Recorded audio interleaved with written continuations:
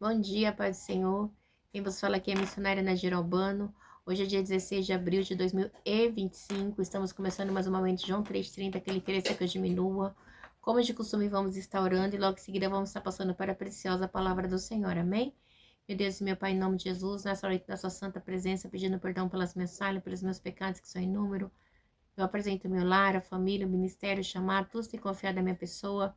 Presente também, meu Deus, a vida desse irmão, dessa irmã que vai estar do outro lado ouvindo a ministração dessa palavra. Que o Senhor possa estar alcançando, guardando, livrando, libertando, cortando laços, quebrando o arco, desfazendo toda a obra das trevas. É o que eu te peço nessa hora, meu Deus e meu Pai. Em nome do Pai, do Filho e do Espírito Santo de Deus. Que o Senhor cresça e que o missionário Nadir Albano desapareça. O objetivo do canal é pregar a tua palavra em tempo e fora de tempo. Amém? A palavra do Senhor hoje está em Números 10. As cornetas de prata. O Senhor disse a Moisés: faça 2 cornetas de prata batida, a fim de usá-la para reunir a comunidade e para dar aos acampamentos o sinal para partirem. Meu Deus, meu Pai, em nome de Jesus, essa é a sua santa e preciosa palavra no momento de João 3,30. Deus, que eu, a missionária Nadir Albano, desapareça, e que o Pai e o Filho e o de Deus apareçam, que o objetivo do canal é pregar a tua palavra em tempo e fora de tempo, para que você seja exaltado, glorificado. Deus, perdoa as minhas falhas, os meus pecados, se eu pequei no pensar, no falar, no agir, mas me ajuda a transmitir a tua palavra com clareza, porque a tua palavra ela é viva, a tua palavra ela é vida, a tua palavra ela é eficaz, ela é verdadeira, ela é tudo em todos. Amém. Então diz assim, a corneta de prata, tá? O Senhor disse a Moisés: faça 2 cornetas de prata batida, a fim de usá-la para reunir a comunidade, para dar aos acampamentos o sinal para partir. Quando as 2 cornetas tocarem, a comunidade inteira se reunirão diante de você, à entrada da tenda. Olha que lindo, igreja. Arabandaxerebedecomanai, né? Se apenas uma tocar, os líderes e chefes das clãs de Israel se reunirão diante de você. Quando as cornetas der um toque de alerta, as tribos acampadas a leste deverão partir. Ao som do segundo toque, os acampamentos do lado sul partirão. O toque da alerta para o sinal para partir, para reunir a assembleia, façam soar as cornetas, mas não com o mesmo toque. Então, Deus ele dá uma ordem, né? Tipo assim, ó, Moisés, a partir de hoje vai ter uma corneta. A cada som, né, que essa corneta tiver, o povo vai se reunir. Quando for para o povo se reunir, é um tipo de som. Quando for para os chefes, é um tipo de som. Quando for para a partir, é um tipo de som. Então, Deus, ele dá, né, essa estratégia, vamos dizer assim, para Moisés, né? E ele diz assim, ela vai ser feita de prata, tá? E aí, cada vez que ela tocar, ela vai significar uma ordem e uma disciplina. Cada vez que a corneta tocava, tinha uma ordem e uma disciplina, algo, né, que Deus queria para com o povo, tá? Ou era para o povo andar, ou era para o povo se reunir, era para o povo ouvir, mas tinha uma ordem, era uma disciplina de Deus para o povo, a corneta, ok? E ao tocarem, ela não servia não somente para a convocação de reuniões, né, mas também para marchar, né? Quando a corneta tocava, o povo marchava, levantava acampamento, né? Ia para a batalha. E aí, sucessivamente, aí passa a ter nas festas também, né? Aí essa corneta ela vai ser usada em diferentes sinais, diferentes momentos, né? Ela vai passar a existir, né? Para é, para, vamos dizer assim, para ser o uso ali dos sacerdotes e os demais ali da comunidade ali, vamos dizer, da liderança, tá? Aí a gente lembra que tem as 7 trombetas, 7 chifres, né? A gente vai ver muito mais pra frente. Aí tem a batalha de Jericó, tudo vai estar englobado também com o barulho da corneta, né? E vamos seguir aqui no 8. Os filhos de Arão, sacerdote, tocaram as cornetas. Este é um decreto perpétuo para você e para a sua geração. Quem pode tocar? Somente os sacerdotes, tá? Os filhos de Arão, tá? Que é quem? Eliezer, esqueci o nome do outro, só ficou 2. Itamar. Eliezer e Itamar. Deixa eu até colocar aqui, né? Porque os outros morreram. Eliezer e Itamar.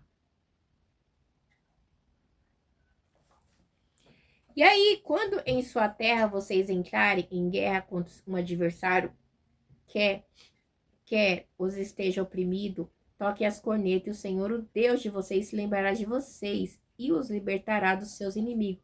Ou seja, a corneta, ela vai se tornar um sinal, né, de comunicação entre o povo de Deus e o povo dele, né? Muito interessante isso, né? Aí a gente vai aqui no 10 também diz assim: também em seus dias festivos, nas festas fixas e no primeiro dia de cada mês, vocês deverão tocar a corneta por ocasião dos seus holocaustos, de suas ofertas de comunhão, e elas serão um memorial em favor de vocês perante o Senhor. Eu sou o Senhor. Então, pronto. Desculpa. Deus, né? Vocês deverão tocar a corneta. Deus deu a corneta como um memorial para o povo de Israel, ok? Então, foi o que Deus quis, assim aprova o Senhor. Vou encostar aqui, rodou a câmera. Oh, meu Deus. Por quê? Porque tinha muitas festas festivas, né? Então, e esse seria um instrumento a qual o Senhor está usando para, né? Como eu posso dizer? Tanto para o povo adorar quanto para o povo ter ordem, né? E tanto para disciplinar o povo de Deus ali da maneira que Deus quer. Pronto, essa palavra.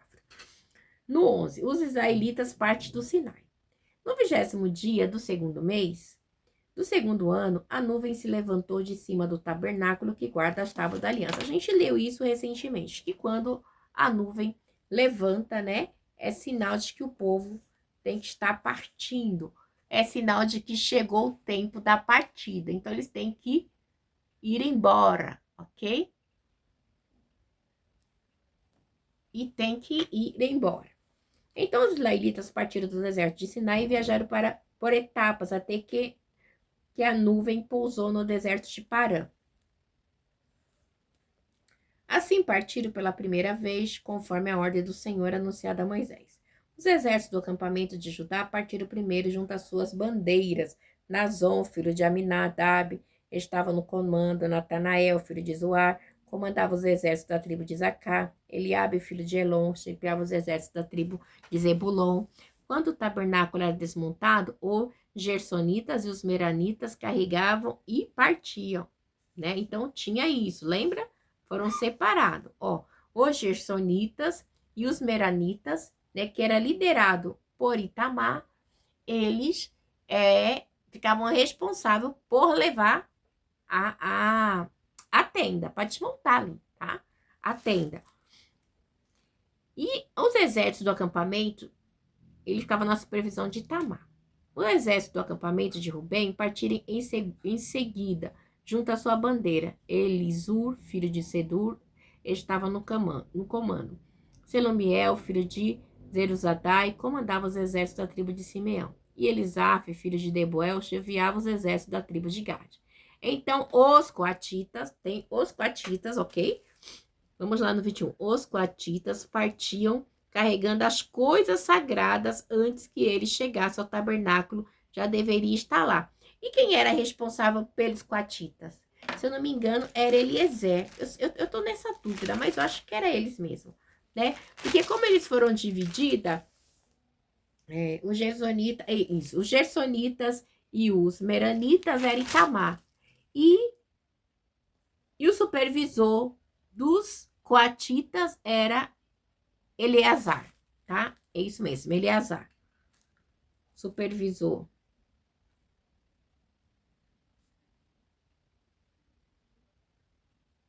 Eleazar. E aqui é Itamar.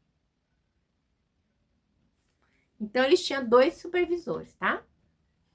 Como a responsabilidade, né, dos meranitas e dos gersonitas era menor, então ficaram a responsabilidade do sacerdote Itamar.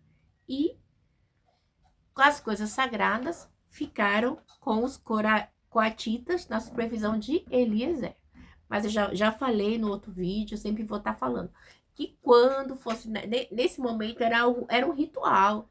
Eles tinham que enrolar em panos, né? Quem enrolava, né? Quem enrolava era a tribo de Arão, tá? Os sacerdotes. Porque, porque teve uma divisão onde ficou leste, sul, norte, oeste. Ficou os meranitas, os quatitas, os gesonitas. Cada um ficou responsável, né? Os quatitas pela parte dos utensílios de carregar, os meranitas, os gesonitas pela tenda. E o a tribo de Arão, né, o sacerdote, ficaram responsáveis de guardar os utensílios e as coisas sagradas. Então, eles enrolavam tudo, depois enrolavam, envolvia em couro, para que o quê? Para que os levitas, que foram divididos nessas partes, meranitas, gersonitas e coatitas, não pudessem tocar, tá, no objeto sagrado do Senhor, para que eles não morressem. Então, há todo um ritual. Isso aqui, igreja, a gente vai achar deixa eu ver, no 5, no 5, tá? No 4 e 5 vai estar falando sobre isso. É muito interessante, tá bom? Então, é todo um... Vou até marcar bem grandão aqui para mim não me perder, né? Então, tá em Números 4. Então, a gente vê que é todo põe aqui. Há todo um ritual, tá bom? E aí, a gente vê no 22, o exército do acampamento de Efraim partiu em seguida junto à sua bandeira. Elisama, filho de Amildé, estava no comando. Gamaliel, filho de Pedazur, comandava o exército da tribo de Manassés. Abidã, filho de Gideone, o exército da tribo de Benjamim. Então, cada um tinha o seu líder, né? E os seus exércitos. E continuava. Finalmente partiram os exércitos do acampamento de Dan, junto à sua bandeira, como uma retaguarda para todos os acampamentos. Aí Ezer, filho de Aminazai, estava no comando. Pegiel, filho de Ocrã, comandava os exércitos da tribo de Asser. E Aíra, filho de Enã, divisão da tribo de Naftali. Essa era a ordem que o exército israelita seguiam quando punham a marcha. Então, tinham que marchar, né? Quando eles punham a marcha, tinha todo uma ordem, porque tinha uma ordenança de Deus, não era de qualquer jeito. É aí onde entrou as trombetas, entendeu? Para que o povo marchasse em ordem, tá? Servia para reunir a assembleia, servia para o povo se levantar, servia para o povo se livrar dos seus inimigos. Então, tinha todo um comando, ok? Então, a gente vê essa parte. E aí, vamos lá no 29. Então, Moisés disse a Obade, filho de Midianita, Reuel, sogro de Moisés, estamos partindo para o lugar a respeito do qual o Senhor disse, eu o darei a vocês, venham conosco e o trataremos bem, pois o Senhor prometeu boas coisas para Israel. É muito interessante, né? Deus, ele promete, a promessa dele, né, acaba se cumprindo ali, né, no povo de Israel. E aí, vou botar aqui, 10, versículo 29b, que é muita coisa, eu gosto de marcar, porque a gente que prega assim tem que mostrar, né? E aí diz assim, no 30, vamos lá de novo, no 9. Então Moisés disse a Obade, filho de Medianita, Reuel, sogro de Moisés, estamos partindo para o lugar a respeito do qual o Senhor disse, eu os darei a vocês, venham conosco que o trataremos bem, pois o Senhor prometeu boa coisa para nós. Deus prometeu para quem? Para o povo de Israel, né? Não para Reuel, né? Mó Moisés já querendo levar quem não era para levar, né? Ali na família do seu sogro Jetro, ali, seu cunhado, não era para levar, ok? Mas já estava lá, né? E a gente sabe que o nome dessas tribos aqui é tudo um resumo de como ia, de como era ordenado, como que era levantado, como que até eles chegarem à terra prometida que manda leite e mel, houve muitas situações, né? Gente, é muito tremendo. Quando a gente começa a estudar a palavra assim, né? Olha, eu não me canso de dizer. Eu sou vacalhona, porque eu amo ler a palavra do Senhor, mas tem dia que eu vou te falar, igreja do céu, é uma luta, tem. Mas vamos prosseguir. E aí, diz assim, no 30, e ele respondeu, não irei, voltarei para minha terra e para o meu povo. Moisés, porém, disse, por favor, não nos deixe, você sabe onde devemos acampar no deserto, pode ser o nosso guia. Se vier conosco, partilharemos com você todas as coisas boas que o Senhor nos deu. Então eles partiram do monte do Senhor e viajaram 3 dias. E a arca da aliança do Senhor foi à frente deles durante aqueles 3 dias para encontrar um lugar para descansarem. A nuvem, no 34, do Senhor estava sobre eles de dia, sempre que partiam de um acampamento. Então, a nuvem acompanhava o povo de Deus durante o deserto. Era algo magnífico, igreja, sabe? Deus mostrando cuidado, porque no deserto só era escaldante. E a nuvem dava esse descanso para eles. Olha que Deus está falando para mim, para falar para mim falar para você, e eu vou receber para mim também. Que Deus está dando um descanso para mim e para você. Deramanda Sudecomandai nesta noite. Ele está derramando um descanso. Descansa, Randaço, que eu estou no controle, tá? Esta semana eu vou resolver situações. Descansa, meu Deus. Amém. Vamos partir. Sempre que a arca partia, Moisés dizia, levanta-te, ó Senhor, seja espalhados os teus inimigos e fuja de diante de ti os teus adversários. Sempre que a arca parava, ele dizia, volta, Senhor, para os incontáveis milhares de Israel. Então, Moisés, ele tinha uma oração para com Deus, né? Ele tinha essa fala, né? Ele proclamava esta fala, né? Porque Deus era o guia deles, Deus era o guardador, né?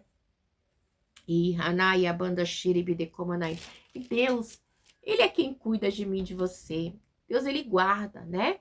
Deus, ele guia. Deus tá jogando por terra sentença nesta noite sobre a mim e sobre a sua vida. Ramanai, Ashiribi de Komanai. Deus está assim, ó, dissipando as obras das trevas. Ramanai, Ashiribi de Komanai. Deus está dando descanso. Deus dá para você, descansa. Porque tenho eu novidade. Tá? Tenho eu novidade, descansa. Lamaiaca, Nashoidera, Malassou, né? Aleluia. E o nosso guia, né? Aí, terminamos, né? Então, ele fazia essa oração. Sempre que a arca partia, Moisés dizia. Moisés orava. Levanta-te, Senhor. Seja espalhados os teus inimigos e fuja diante de ti os teus adversários. E sempre que a arca parava, ele dizia, volte, Senhor, para os incontáveis milhares de Israel. Então era lindo, né? Mas ele tinha uma intimidade tremenda com Deus, né? Porque ele sabia ali do cuidado de Deus para com as tribos, para com o povo de Israel, né? Então, e eram milhares dele, Deus guardava todos eles. A gente sabe que nesses 40 anos, no deserto, suas roupas, seus sapatos, né? Pensa, a criança nascendo, crescendo, e o sapato, que sandália crescendo no pé, e a roupa não se rasgava. Então, é um milagre de Deus no deserto. Já até falei do maná também para vocês aqui, que a gente viu em Êxodo, que maná, o maná do céu, ele era uma geada, era um gelo que virava pão, né? E você vê que era tão espiritual, que aquele pão eles pegavam, né, e comia, e eles tinham gosto de bolo de... Ai, meu Deus. Ele parecia semente de cominho, tinha gosto de bolo de mel, tá? E me chama um detalhe também que quando Deus falava assim, vocês vão pegar a porção para hoje, ok? Eles pegavam a comida. Se eles pegassem a mais, dava bicho.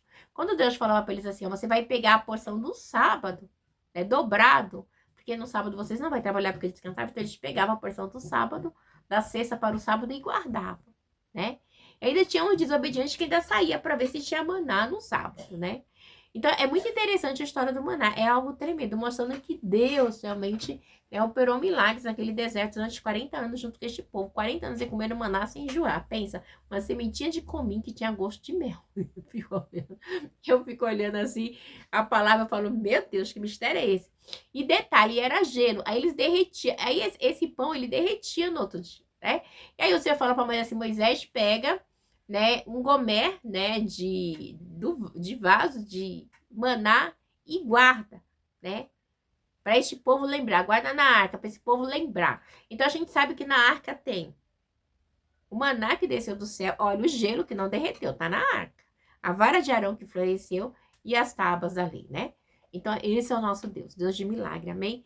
E às vezes, igreja, a gente passa uns perrengues e eu falo assim, ai meu Deus, não tô vendo. É só Deus mesmo, né? Mas que Deus possa abençoar você. Essa semana é uma semana de descanso, Deus falou para mim agora, junto com vocês, né? Então recebe aí. Deus abençoe vocês, que na paz. Essa semana é uma semana santa, é uma semana curta, de um grande feriadão aqui em São Paulo também, acho que no Brasil inteiro, né? De sexta. É feriado, sexta-feira santa, sábado. Muita gente trabalha também, domingo. Segunda-feira é feriado de 21, né? Tiradentes. Tem lugar que vai emendar. Feriadão, né? Deus abençoe vocês. Tenha uma semana abençoada em nome do Pai, do Filho e do Espírito Santo. Deus abençoe. Fiquem na paz.